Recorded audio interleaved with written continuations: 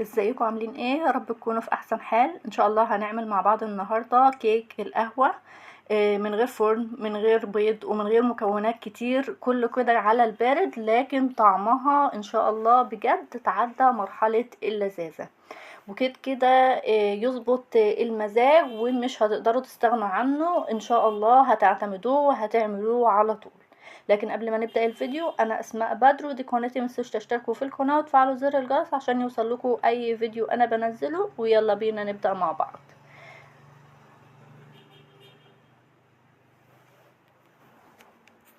في البداية هنبتدي نجيب الحلة اللي هنشتغل فيها، وهبتدي ان انا اضيف فيها 4 كوبايات من اللبن او الحليب، يعني لتر من اللبن.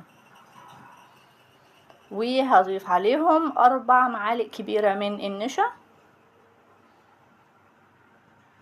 وهضيف كمان 3 معالق كبار من الكاكاو الخام الغير محلى. انا بستخدم كاكاو اسباني علشان طعمه يبقى حلو معايا.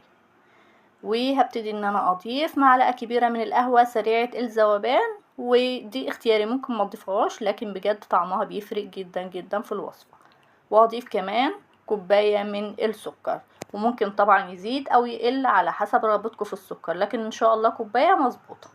وهضيف رشة ملح عشان تعادل الطعم، وهضيف معلقة صغيرة من الفانيليا السايلة او البودر، وهضيف كمان معلقتين كبار من الزيت علشان يدوني لمعة حلوة للصوص.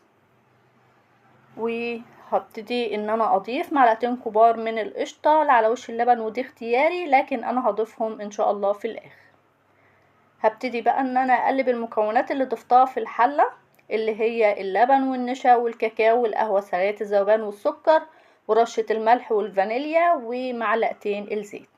انا بدوبهم الاول على البارد كويس، وبعد كده هبتدي ان انا ارفعهم على النار. هرفعهم على نار اقل من المتوسطة مع التقليب المستمر لغاية ما يغلي ويبقبق معايا ويديني القوام المطلوب. اول ما يغلي معايا هنزل بمعلقتين كبار من القشطة، ودول اختياري زي ما قلت لكم، لكن بيدوني طعم حلو وغناوة حلوة جدا للصوص. خلاص كده هبتدي بقى، ده كده قوامه بيبقى ولا هو تقيل ولا هو خفيف، بالشكل ده. هبتدي بقى ان انا اسيبه يبرد على جنب، وهنبتدي نجهز طبقة البسكوت.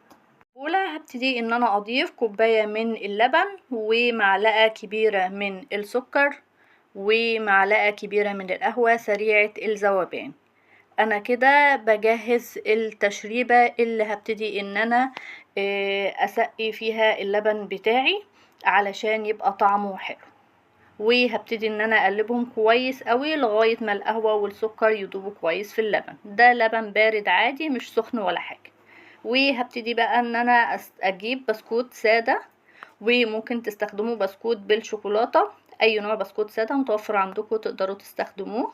وهبتدي بقى ان انا ارصهم كده في البايركس، او ممكن تستخدموا صينية او قالب، اي قالب انتوا حابين تستخدموه، لكن انا حبيت ان انا استخدم البايركس علشان الطبقات تكون واضحة معايا ويكون شكلها حلو. ببتدي بقى ان انا اقلب البسكوت كده على السريع في اللبن اللي انا جهزته، وببتدي ان انا اخد من الصوص او البودنج اللي انا جهزته بعد ما يكون برد معايا خالص وهدى تماما. وببتدي بقى ان انا بعد ما ارص طبقة بسكوت، ببتدي ان انا اصب عليها كده شوية من الصوص، مش كتير. وببتدي ان انا افرده بالسباتيولا او بالمعلقة او بالسكرابر او باي حاجة. وببتدي ان انا اكرر نفس الموضوع، وبعمل طبقة من البسكوت، بقلب البسكوتة كده على السريع في اللبن واللي عليه قهوة وسكر، وببتدي ان انا ارصه. وبعد ما عملت كمان طبقة، هبتدي ان انا اضيف عليها من الصوص اللي انا جهزته بعد ما برد.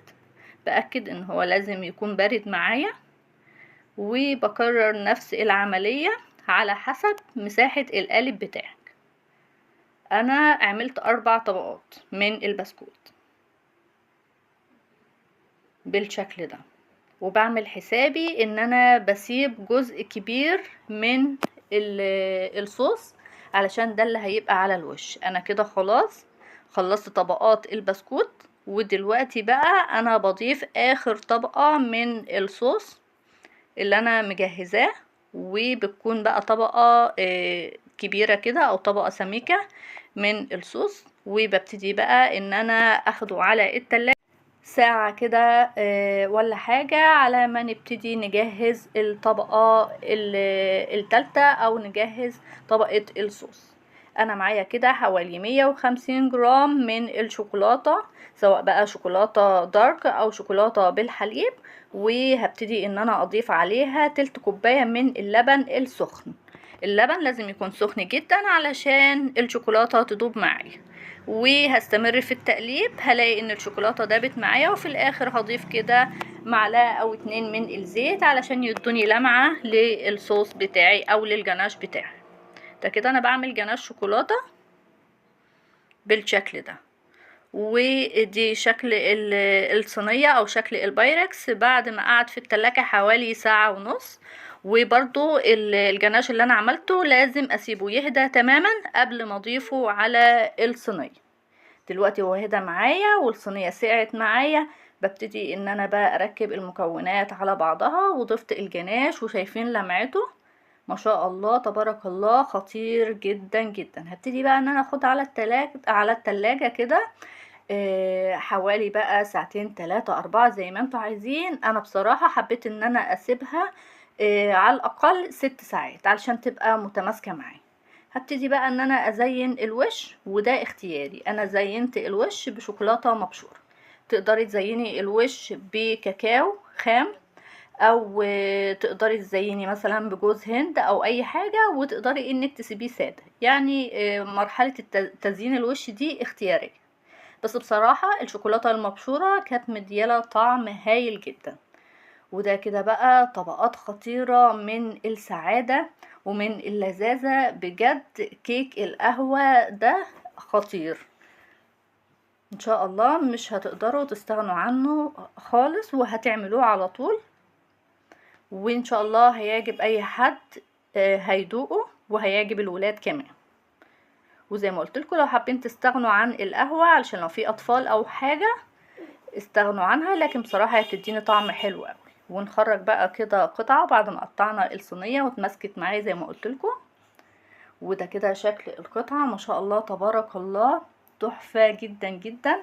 والطعم بقى بجد مش قادرة اوصفه، لازم تجربوه علشان تقدروا تدوقوا الطعم وتوصلوا للطعم اللذيذ ده. شايفين الجمال؟ في النهاية بقى انا حابة انكم تكتبوا لي انتوا بتتابعوني من اي بلد، وما تنسوش بقى لايك والشير والاشتراك في القناة عشان يوصلكوا اي فيديو انا بنزله. وما تنسونيش كده افتكروني كده بقى بدعوة حلوة. والسلام عليكم ورحمة الله وبركاته.